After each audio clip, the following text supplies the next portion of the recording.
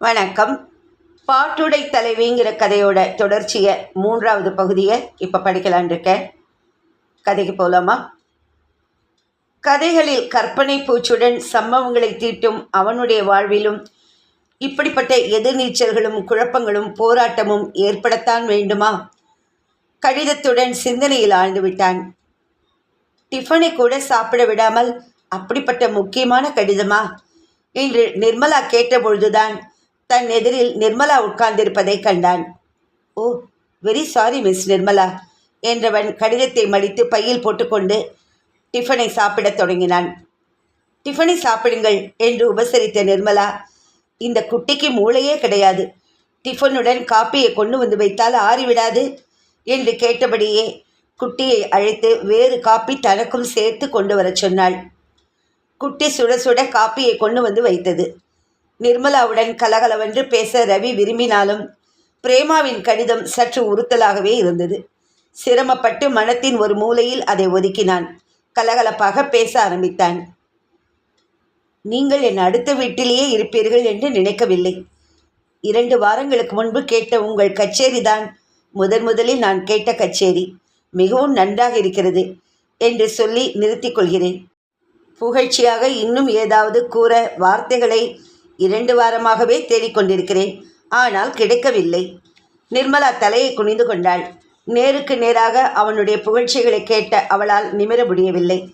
அதிக பழக்கமில்லாத அவன் புகழும் பொழுது என்ன சொல்வதென்று தெரியவில்லை. அதனால் கால் கட்டை விரல்களால் தரையை கீறி கீறி காலை அசைத்தாள்.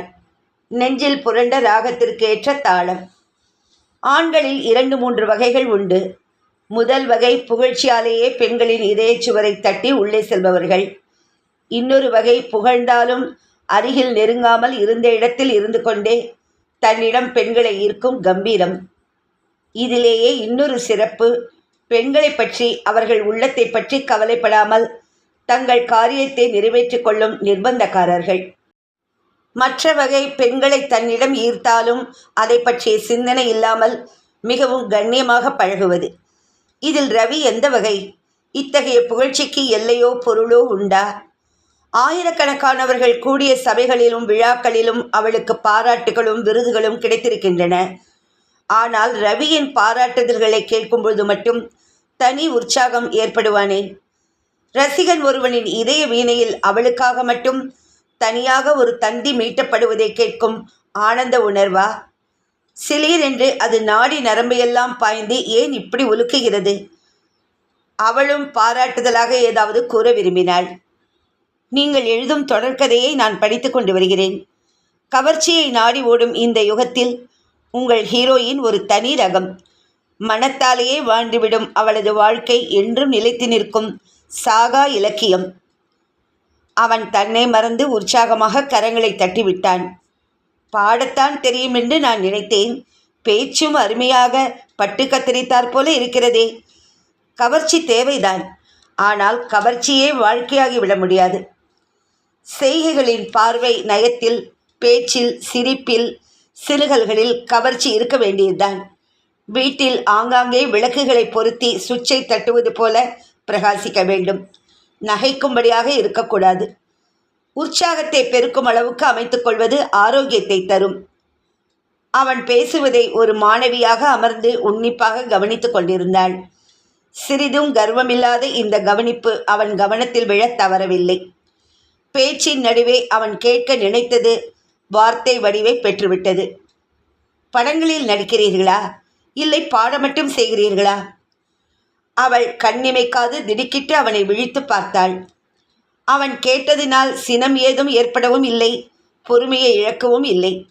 2மே இல்லை. மேடைகளில் மட்டுமே கச்சேரி செய்கிறேன். சரபோஜி மகாராஜாவின் சபையை அலங்கரிக்க மறுத்தார் தியாகையர் அவர்கள். ஆனால் தற்காலத்திலோ சினிமா உலகம் பெரிய சாம்ராஜ்யத்தின் அரங்கேற்ற மண்டபமாக ஒளிர்கிறது. அதில் இடம்பெற எத்தனை போட்டிகள், எத்தனை பொய்கள்! அவள் இதை சொல்லும் பொழுது எத்தனை துயரத்தோடு சொல்லி இருக்கிறாள் என்பது புரிந்தது ரவிக்கு. கட்டிலிருந்து விடுபட்டார் போன்ற விடுதலை உணர்வு. பின்பு ஏன் தெருவில் எல்லோரும் உங்கள் வீட்டை சினிமாக்கார வீடு என்று அடையாளம் காட்டுகிறார்கள்?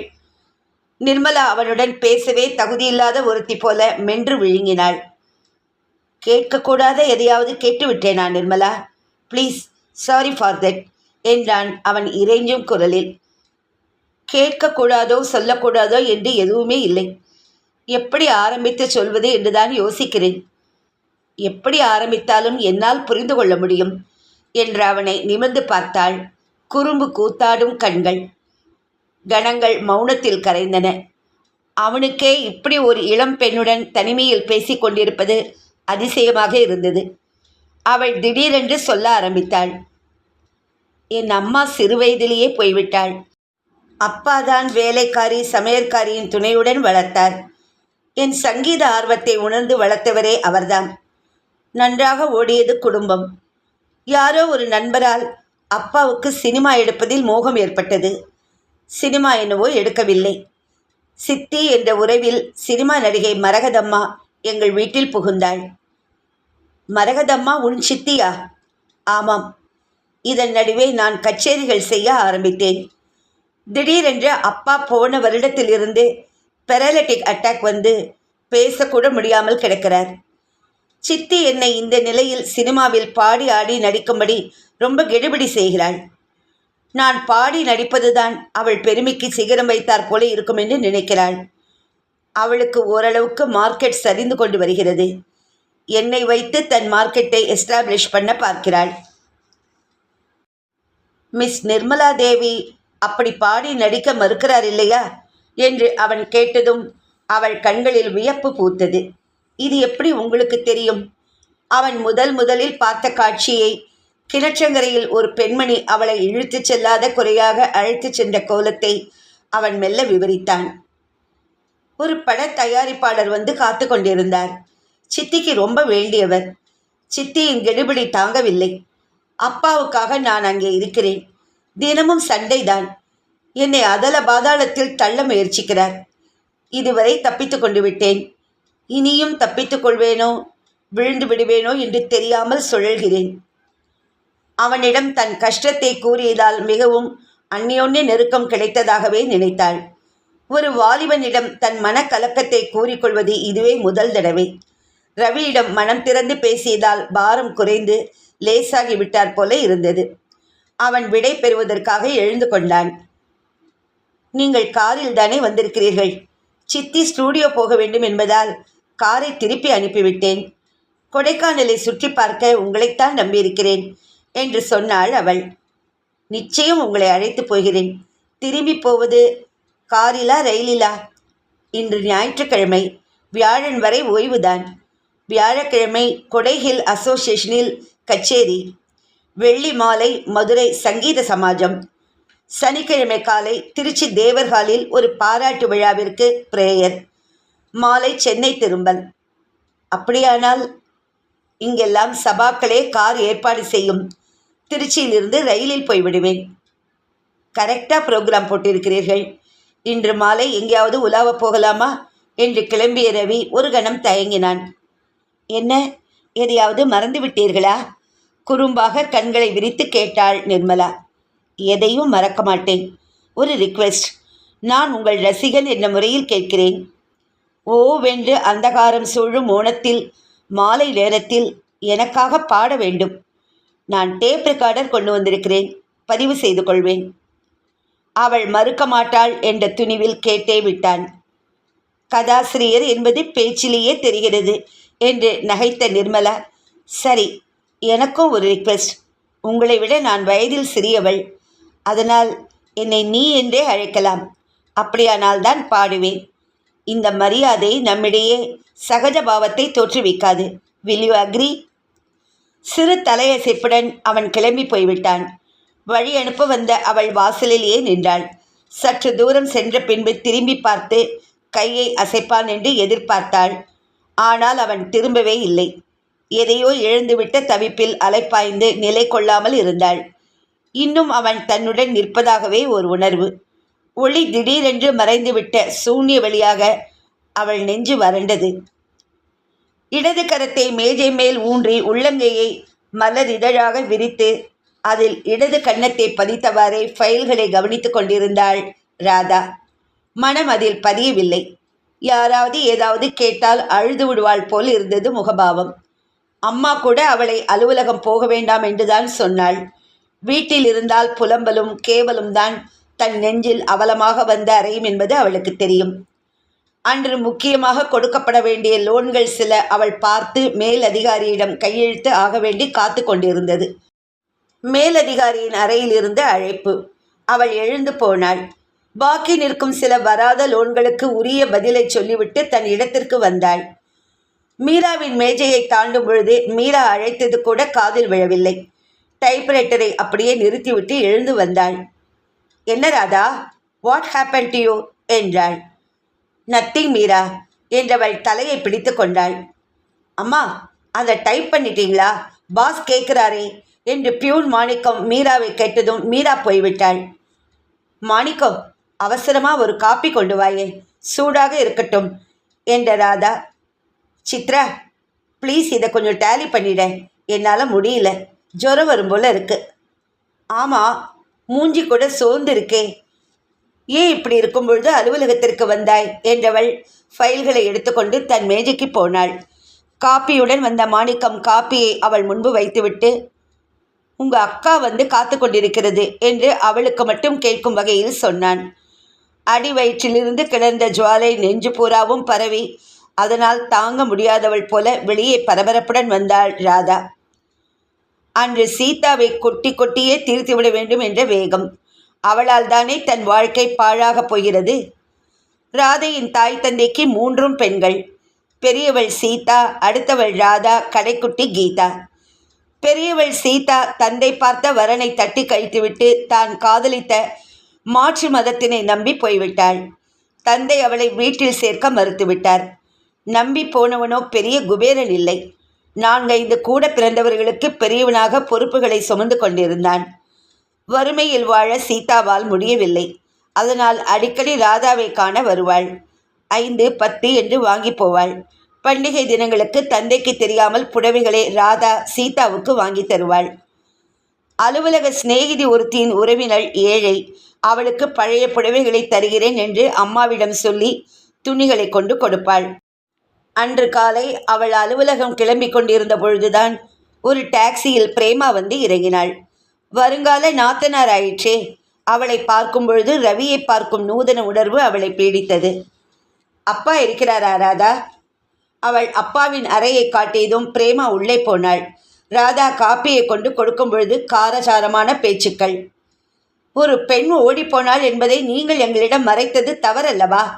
நேற்று என் சின்ன மாமியார் வந்தார். அவா வீட்டு பெண் தான் ஓடிப்போச்சு.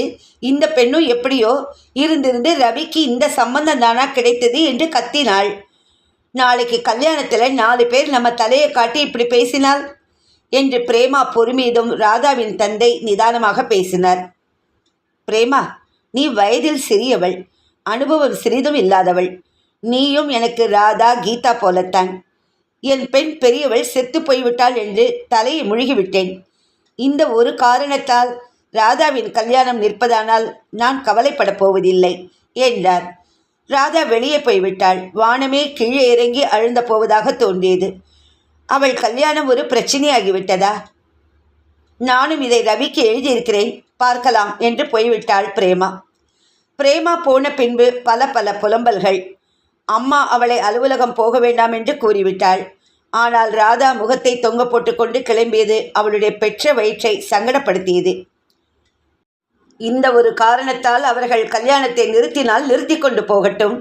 எத்தனை வரன்கள் வேண்டும்? வரிசையாக வாசலில் நிற்க வைக்கிறேன். என் பெண்ணுக்கு அழகில், அந்தஸ்தில், இல்லை எதில் குறைச்சல் என்று பிரேமா போன பின்பு மனப்புழுக்கம் தாங்காமல் ராதாவின் அப்பா குதித்தார். மன தத்துவங்களை வைத்து கதாபாத்திரங்களுக்கு உணர்ச்சியை தரும் ரவியால் அவளுடைய மன ஏக்கத்தை புரிந்து கொள்ள முடியாதா என்று ஏங்கினாள் ராதா. என்ன ராதா, கல்யாண தேதி நிச்சயமாகிவிட்டதா? என்னால் தான் வர முடியாது, ஃபோட்டோக்களையாவது கொண்டு வந்து காட்டு ராதா என்று கூறிய சீதா ராதாவின் கரத்தை பற்றி கொண்டாள். முகம் சிவக்க கையை உதறிய ராதா, உன்னை யார் இங்கு வரவில்லை என்று அழுதார்கள்? போ, நீ இனிமே இங்கே வராதே. உன்னால் என் வாழ்க்கை பாழாகிவிட்டது. நீ ஓடிப்போன சமாச்சாரம் தெரிந்து என்னை வேண்டாம் என்று கூறிவிட்டார்கள். முகத்தை கரங்களில் பதித்து கொண்டாள் ராதா. அருமை தங்கையின் தோளை தடவினாள் சீதா. அவ்வளவு தூரம் அவள் ரவியை பற்றி தன் கற்பனை கோட்டையை கட்டியிருக்கிறாள் என்பது புரிந்தது. நீயும் என்னை புரிந்து கொள்ளாமல் இப்படி சொல்லுகிறாயா என்று வேதனையோடு கேட்டாள் சீதா. உன் செயல்தானே என்னை இன்று பாதிக்கிறது. அந்த பாதிப்புக்காக நீ வருந்துகிறாயா? ரவியை என்னால் மறக்க முடியாது சீதா. அந்த சிரிப்பும் கம்பீரமும் கலகலவென்ற பேச்சும், எனக்கும் உன்னை போன்ற மனநிலையும் காதலும் இருந்திருக்கும் என்று நீ ஏன் நினைக்கவில்லை ராதா? உன் காதலில் உயர்வும் என் காதலில் தாழ்வும் இருக்க முடியுமா என்று கேட்டாள் சீதா. கலங்கிய கண்களுடன் சீதாவை பார்த்தாள் ராதா. சீதாவிற்கு தடையாக அப்பாவே இருந்தாரே, அவள் உள்ளம் எத்தனை துன்பமாக இருந்திருக்கும். ராதா, நான் வேண்டுமானால் கொடைக்கானல் போய் அவரை பார்க்கட்டுமா? உன்னால் போக முடியுமா என்று ஆச்சரியத்துடன் கேட்டாள் ராதா. ஏன் முடியாது? எல்லா விடுதிகளிலும் தேடி கண்டுபிடித்து விடுவேன். ஆனால் ஒன்று, இன்னும் 2 நாட்கள் கழித்துதான் போவேன். 2 நாள் என்ன கணக்கு? சீதாவின் கண்கள் கலங்கின. என் கணவருக்கு கண் கட்டு பிரித்த பின்புதான் போக முடியும். நான் மருத்துவமனையில் இருக்க வேண்டியது அவசியம். உன்னிடம் பணம் கேட்கத்தான் வந்தே ராதா. 100 ரூபாய் வேண்டும். அவள் தனக்காக கொடைக்கானல் போகிறேன் என்று சொன்னதே ராதாவுக்கு பெரிய ஆறுதலாக இருந்தது. அதனால் அவள் கேட்ட ரூபாயுடன் கொடைக்கானல் போக வர என்று மேலும் 50 ரூபாய்களை கொடுத்தாள். சீதா போனதும் மனபலு குறைந்தாற் போல இருந்தது. மனம் கூட தெளிவாக இருந்தது.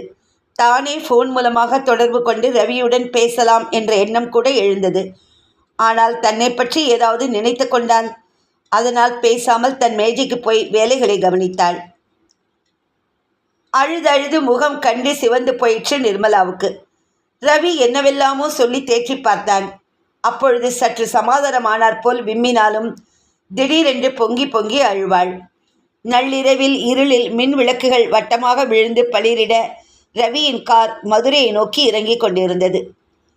ரவி எப்பொழுதும் செல்ஃப் டிரைவிங். அவன் அருகில் நிர்மலா. பின் சீட்டிலும் டிக்கியிலும் சாமான்கள். ரவியின் பெட்டி படுக்கை, நிர்மலாவின் பெட்டி படுக்கை என்று ஏகப்பட்ட சாமான்கள். ஓர் ஓரத்தில் குட்டி முடங்கிக் கொண்டு எதை பற்றியும் கவலைப்படாத ஜென்மமாக தூங்கிக் கொண்டிருந்தது. ரவி மௌனமாக காரை ஓட்டி கொண்டிருந்தான். அழுதுதான் அவள் மனபலு குறைய வேண்டும். ஞாயிற்றுக்கிழமை அவளை சந்தித்தது முதல் வியாழக்கிழமை வரை நாட்கள் சுறுசுறுப்பாகத்தான் ஓடிற்று. இருவருடைய இயல்புகளும் ரசனைகளும் ஒத்திருந்ததால் அந்த நட்பில் ஒரு இனிமையும் சுவையும் நிரம்பியிருந்தன. குறிஞ்சி ஆண்டவர் கோயில், கோகர் வாக்ஸ், லேக் போட்டிங் என்று போய் வந்தார்கள். காலை டிஃபனை முடித்துக்கொண்டு கிளம்பினால் இரவுதான் வருவார்கள். ஆள் அரவம் இல்லாத சூழ்நிலையில் அவளுடைய பாடல்களை டேப் செய்து கொண்டான். அவன் எழுதிய கதைகளின் கருப்பொருட்களை பற்றி, எழுதப்போகும் நாவலை பற்றி என்றெல்லாம் கேட்டுக்கொண்டாள். பாடும்பொழுது சில ராக விளக்கங்களை தோடியின் காந்தாரம் சற்று அசைக்காவிட்டால் சிந்து பைரவியாக மாறுவது போன்ற மாறுதல்களை எல்லாம் விளக்கினாள். வியாழக்கிழமை அன்று மாலை நிர்மலாவின் கச்சேரி இருந்தது. புதன்கிழமை அன்று காலை கோடை ஹில்ஸ் அசோசியேஷன் செக்ரட்டரி ரவியை காண வந்தார். நிர்மலாவை காண அவர் வந்த ஒரு சமயத்தில் ரவியும் கூட இருந்தான். இவர்தான் மிஸ்டர் ரவீந்திரன், அமுதமலரின் துணை ஆசிரியர் என்று அறிமுகப்படுத்தினாள். அந்த அறிமுகத்தை பயன்படுத்தி கொண்டு புதன்கிழமை காலை அவனை தேடிக்கொண்டு வந்துவிட்டார். நிர்மலா தேவியின் கச்சேரிக்கு முன்பு ஒரு சிறு இலக்கிய கூட்டம் ஏற்பாடு செய்திருக்கிறோம். நீங்கள் பேச ஒப்புக்கொண்டால் சர்க்கரை பந்தலில் தேன் மழை பொழிவது போல இருக்கும். நீங்கள் வந்திருப்பது பழம் நழுவி பாலில் விழுந்தாற் போல மகிழ்ச்சி கிடைக்கும். அவனை அழைக்கும்படி நிர்மலாவே சொல்லியிருப்பாளோ? எப்படியும் நிர்மலாவுடன் கச்சேரியின் அரங்கத்திற்கு போகப் போகிறான். பேசினால்தான் என்ன? நிர்மலாவின் கச்சேரிக்கு பின்னர் நான் பேசுகிறேன். அவர் தலையை அசைத்து கொண்டு காப்பியை குடித்துவிட்டு இதை நிர்மலா தேவியிடம் கூறிவிட்டு போகிறேன் என்றதும் அவனுடைய ஐயம் தீர்ந்தது. நிர்மலாதான் அவனை அழைக்கும்படி கூறியிருக்கிறாள். வியாழக்கிழமை மாலை நிர்மலா தேவியின் கச்சேரி. அரங்கம் பூராவும் நிரம்பிவிட்டது. கச்சேரி மாலை 5 மணிக்கே ஆரம்பமாகிவிட்டது. மோகனராக வர்ணம், ஹம்சத்வனியில் பிள்ளையார் ஸ்ருதியுடன் கச்சேரி ஆரம்பம். அவனுக்கு முதல் வரிசையில் இடம். பாட்டு முடிந்ததும் அவள் முகம் அவனை பார்த்து எப்படி இருக்கிறது என்ற பாவனையில் நிமிரும். அவன் புன்முறுவல் பூப்பான். உண்மையில் சொல்லப்போனால் அவள் அவனுக்காகவே பாடினாள் என்று சொல்லலாம். அதற்கு பிறகு அழகான ஆங்கிலத்தில் தெளிவாக மாணவர்களின் மனத்தில் பதியும் வகையில் பேசினான். அந்த பேருரை அனைவரையும் கவர்ந்தது. நடுநடுவே மாணவர்களை கவர சிறு சிறு நகைச்சுவை கொத்துக்களை அள்ளி வீசினான். அதை மாணவர்கள் கைதட்டியும் ஆர்ப்பரித்தும் மௌனமாகவும் ரசித்தார்கள். அவர்கள் மனத்தில் ஒரு லட்சிய ஹீரோவாக பதிந்து போனான். விழா முடிந்து காரில் இருவரும் திரும்பும் பொழுது பேச முடியாத மௌனத்தில் இருந்தார்கள். இப்பொழுதெல்லாம் ரவியின் அருகில் காரில் உட்கார்ந்து வந்தாள். முதலில் பின் சீட்டில் உட்கார்ந்து வந்தபொழுது ரவியால் காரை ஓட்டிக்கொண்டு திரும்பி பார்த்து பேச முடியவில்லை. அதனால் காரை நிறுத்தி ரவி அவளை முன்பக்கம் உட்காரச் சொன்னான். நிறைந்த மனத்தோடு நிர்மலாவின் விடுதியின் முன்பு உட்கார்ந்தார்கள். மலை பிரதேசமானதால் இளம் குளிர். நிர்மலா தலைக்கு ஒரு சில்கு துணியை மடித்து கட்டியிருந்தாள். அந்த சமயத்தில் வேகமாக வந்த விடுதியின் காவலாளி, அம்மா, சென்னையிலிருந்து ஃபோன் உங்களுக்கு என்றான். ரவி எழுந்து விட்டான். எனக்கு இன்னும் 1 வாரம் இருக்கிறது லீவு. நாளை உன்னுடன் மதுரை வருகிறேன். என் அத்தானிடம் சொல்லி டிரைவர் ஏற்பாடு செய்து என் காரில் உன்னை சென்னைக்கு அனுப்புகிறேன். நீ என் காரை திருப்பி அனுப்பு. Now you attend the phone என்றான். அவள் முகத்தில் ஏமாற்றம் நிழலாடியது. அப்போது அங்கே ஓடி வந்த குட்டி, ஐயா, அம்மா ஃபோனில் பேசிட்டு அழுவுறாங்க, நீங்கள் வாங்க, எனக்கு பயமாக இருக்கு. நிர்மலாவின் விடுதியை நோக்கி வேகமாக திரும்பி வந்தான். நிர்மலா எதற்காக அழுகிறாள் என்ற கேள்வியே அவனை குடைந்தது. அவன் அவள் அறையில் நுழைந்த பொழுது முகத்தை மூடிக்கொண்டு கேவி கேவி அழுதாள். நிர்மலா! நிமிர்ந்து பார்த்தவள் இன்னும் பலமாக அழுதாள். என்னம்மா நடந்தது? பதில் சொல்ல நினைத்து தலையை தூக்கியும் பதிலுக்கு பதிலாக கேவலும் விம்மல்களும் தான் வெடித்தன. அவளால் பதில் சொல்ல முடியவில்லை. தொண்டையை கேவல் வந்து அடைத்தது. நாற்காலி முதுகின் மேல் மடித்து கிடந்த துண்டை எடுத்து அவள் மடிமேல் போட்டான். முதலில் முகத்தை துடைத்து கொண்டு வா, பிறகு என்ன நடந்தது என்று சொல். பதற்றப்படாத அவனுடைய குரலின் துணி கட்டளையாக மதித்து செயல்பட வைத்தது. குளியல் அறையினுள் நுழைந்து முகத்தை கழுவி துண்டால் துடைத்து கொண்டு வந்தாள். முகம் செம்பருத்தி பூவாக சிவந்திருந்தது. அவளாகவே சொல்லட்டும் என்று நினைத்த அவன் எதுவும் கேட்காமல் நாற்காலி ஒன்றில் உட்கார்ந்தான். அவனுக்கு எதிராக அவள் வந்து உட்கார்ந்தாள். என் அப்பா செத்து போய்விட்டாராம். சொல்லியபடியே சொல்லின் வலிமை நெஞ்சை தாக்க மீண்டும் கதறினாள் அவள். அவன் சிந்தனையில் ஆழ்ந்தான். ஃபோன் நியூஸ் இதானா? அழுதபடியே தலையை ஆட்டினாள். இப்பொழுது அவள் சென்னைக்கு போயாக வேண்டும். குட்டியின் துணையை மட்டும் நம்பிக்கொண்டிருக்கும் அவள் இந்த நள்ளிரவில் வாடகை காரை அமர்த்தி கொண்டு சென்னைக்கு போக முடியாது என்பதை அவன் உணர்ந்தான். பொறுப்பு அவன் தலையில்.